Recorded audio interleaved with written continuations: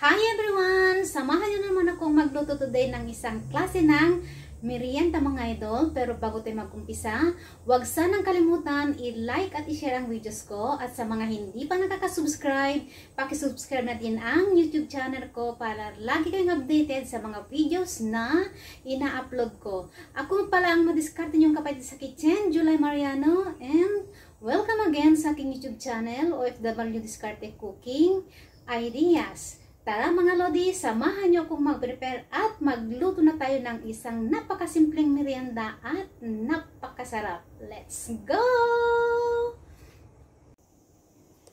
Ayan yung simpleng merienda na lulutuin natin mga idol. Ayan yung mga sangkap na gagamitin ko. Meriendang sulit mga lods. Pwede nyong gawing pang negosyo. Ayan, napakasarap niyan mga lodi. Samahan nyo akong mag-prepare at magluto na tayo. Ayan mga idol, balatan muna natin yung saging. At hatiin lang natin ng dalawang halos. Ayan mga lodi. And then slice natin ng ayan. Dalawa lang halos. Then iset aside natin.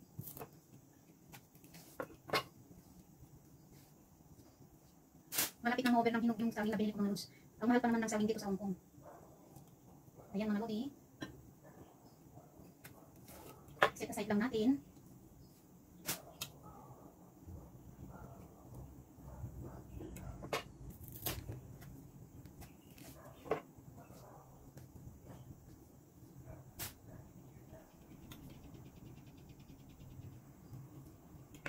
Ayan mga loads.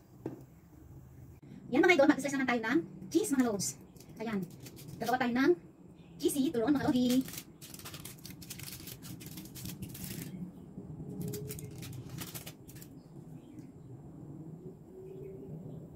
Ganyan lang mga loads. Tabi natin.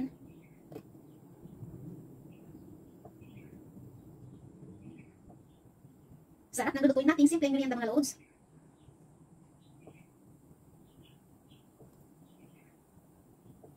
Cheesy turon.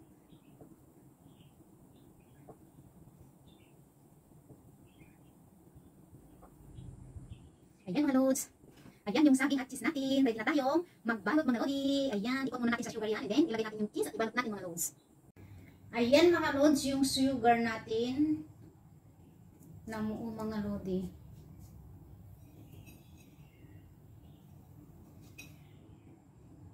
Buo nga.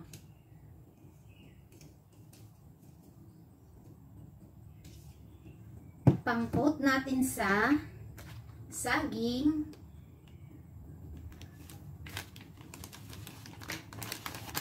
At balutin na natin. Ayan mga lods, lagay natin sa baba.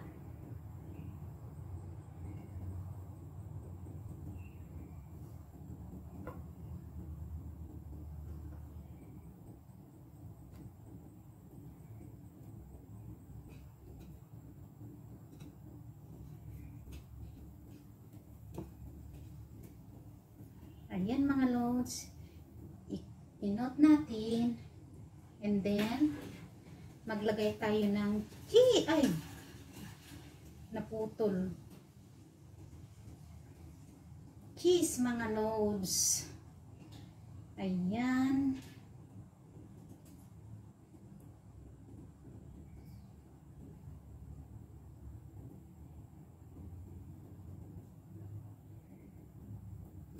Balutin nating mabuti mga lodi. Charan.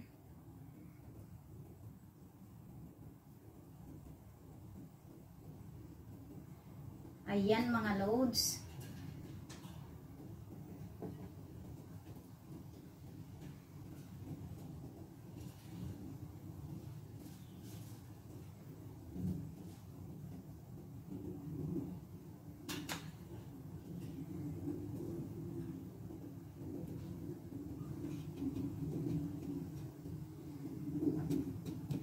Ikot lang natin siya sa sugar mga lodi.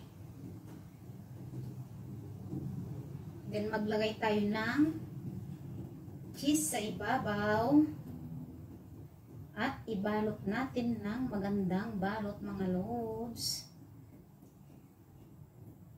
Ayan.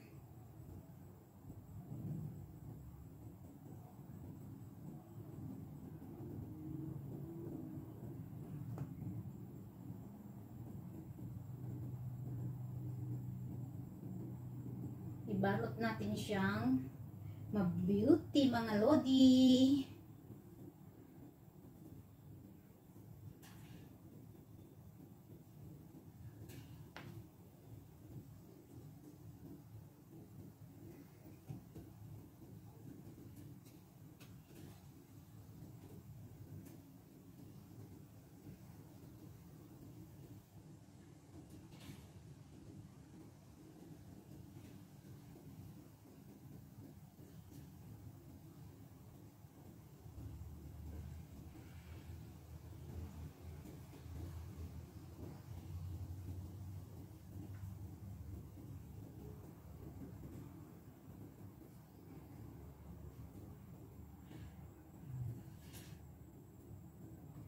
Ayan mga lods. Ganito lang ang gawin natin sa lahat mga lodi hanggang mabalot natin yung 2, 4, 5 pa mga lods. Ayan mga lodi, nabalot ko na lahat yung turon with cheese natin.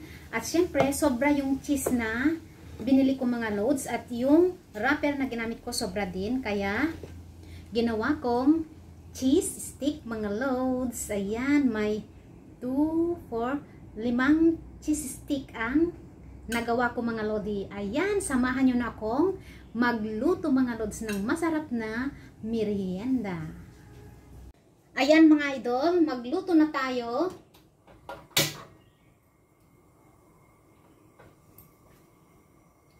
At maglagay na ako ng cooking oil. Deep fry natin yan mga lods.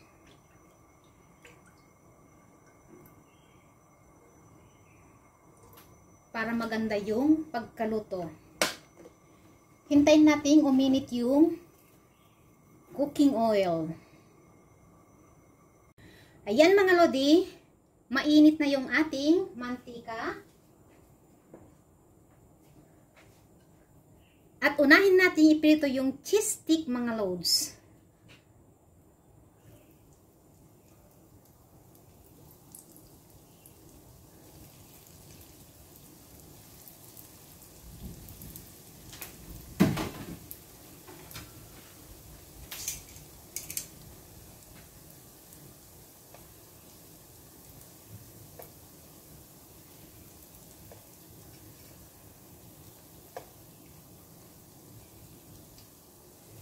Quick melt yung nilagay nating cheese mga lodi, yung ginamit ko.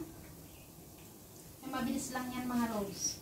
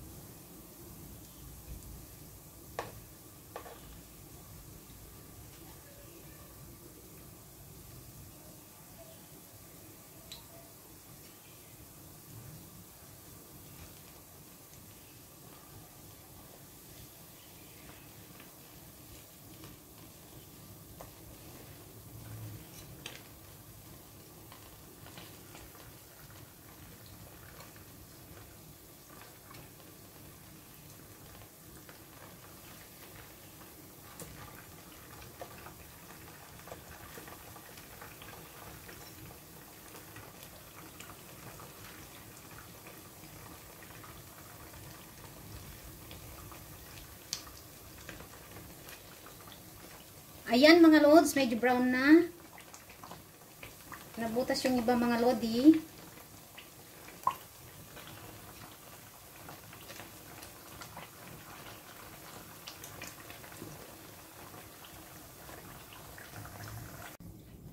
Yan mga idol, luto na ang ating cheese stick mga loads at pwede natin siyang hanguin.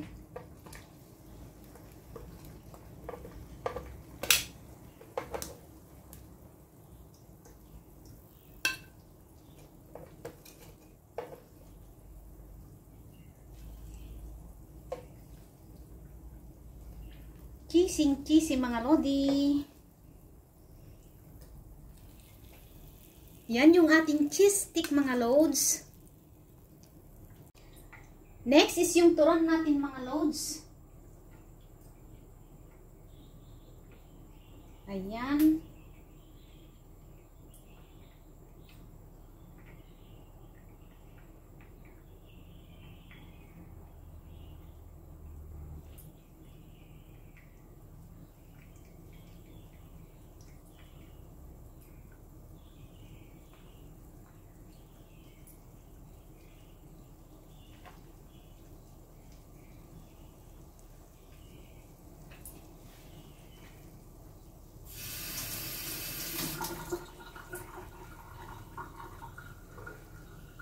Hintayin nating mag-brown mga lodi, then baliktarin natin para maluto din yung other side.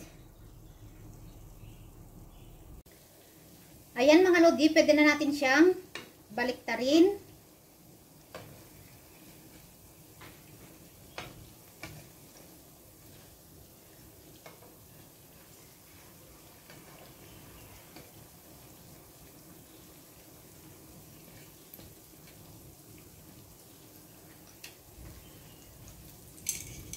Cheesy turon mga loads. Yan mga idol, luto na ang ating cheesy turon mga loads. At hanguin na natin. Ayan mga lodi.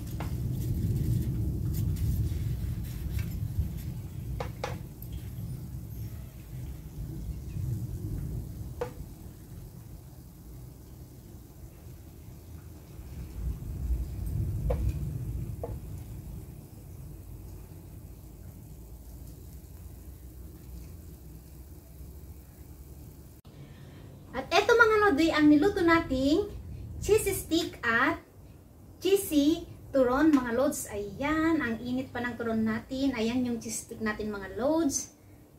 Tikman natin kasi malamig na mga lodi.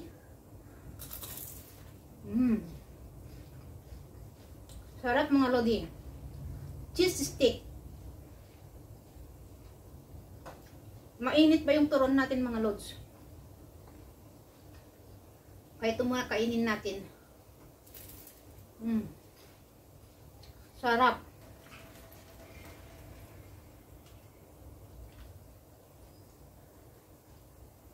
Try nyo gawin mga loads.